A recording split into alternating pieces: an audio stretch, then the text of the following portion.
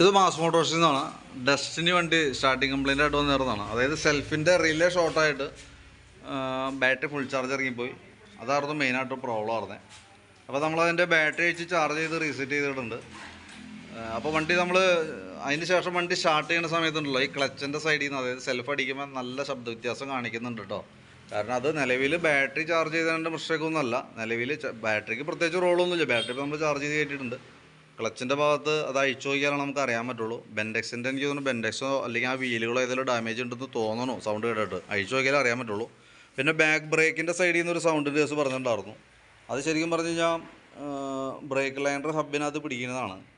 അതിൻ്റെ കാരണം എന്താ വെച്ചാൽ ഈ ബാക്കിലത്തെ വീല് പിടിപ്പിക്കുന്നത് ഈ ഗിയറിൻ്റെ ഉള്ളിൽ നിന്ന് പറഞ്ഞാൽ ഈ ഷാഫ്റ്റിന്മയാണ്. അപ്പോൾ നിലവിൽ ആ ഷാഫ്റ്റിൻ്റെ ബെയറിങ് നല്ല രീതിയിൽ പോയി കിടക്കുക. അതുകൊണ്ട് നോക്കിയാൽ ഇത് എത്ര ഷെയ്ക്കാണ് അതിൻ്റെ ഉള്ളിൽ കേട്ടോ. കാരണം ബെയറിങ് കംപ്ലൈൻ്റ് ആയിട്ട് ഇത്ര ഷെയ്ക്കിലാണ് ആ ബാക്ക് വീല് വർക്ക് ചെയ്തുകൊണ്ടിരിക്കുന്നത്. അപ്പോൾ അതുകൊണ്ടാണ് ആ ലൈനർ അതുമ്പോൾ ടച്ച് ചെയ്ത് പിടിച്ചുകൊണ്ടിരിക്കുന്നത്. അപ്പോൾ നമുക്ക് ഇത് അഴിച്ചു മാറ്റണമെന്നുണ്ടെങ്കിൽ ഗിയർ ബോക്സ് ഫുള്ളായിട്ട് സെറ്റായിട്ട് അഴിക്കേണ്ടി വരും. ഏകദേശം നമുക്കൊരു 1000-1200 നമുക്ക് ചിലവ് തന്നെ കേസാണ്. അതായത് ബെയറിങ്ങും അതിൻ്റെ ലേബർ ചാർജും അതേപോലെ തന്നെ ഗിയർ ഓയിൽ, ഗ്യാസ്കറ്റ് തുടങ്ങിയ ഐറ്റംസൊക്കെ ചെയ്തു വരുമ്പോൾ ഏകദേശം നമുക്കൊരു 1000 തുടങ്ങി 1200 നമുക്ക് നിലവിൽ ചിലവ് വരാറുണ്ട്. അപ്പോൾ അങ്ങനെ അത് ചെയ്യുന്നുണ്ടെങ്കിൽ ആ കൂട്ടത്തിൽ കൂടെ ഈ ബ്രേക്ക് ലൈനറും കൂടി ഒന്ന് മാറ്റിയിടേണ്ടത് അത്യാവശ്യമാണ്. കാരണം എന്നാലാണ് ആ ബ്രേക്ക് ഒന്ന് സ്മൂത്തായിട്ട് കിട്ടുള്ളൂ. പിന്നെ അഴിക്കുമ്പോൾ ആ കൂട്ടത്തിൽ കൂടെ അതിൻ്റെ ഗിയർ ഓയിലും കാര്യങ്ങളൊക്കെ കൂട്ടത്തിൽ മാറ്റി വിടണം.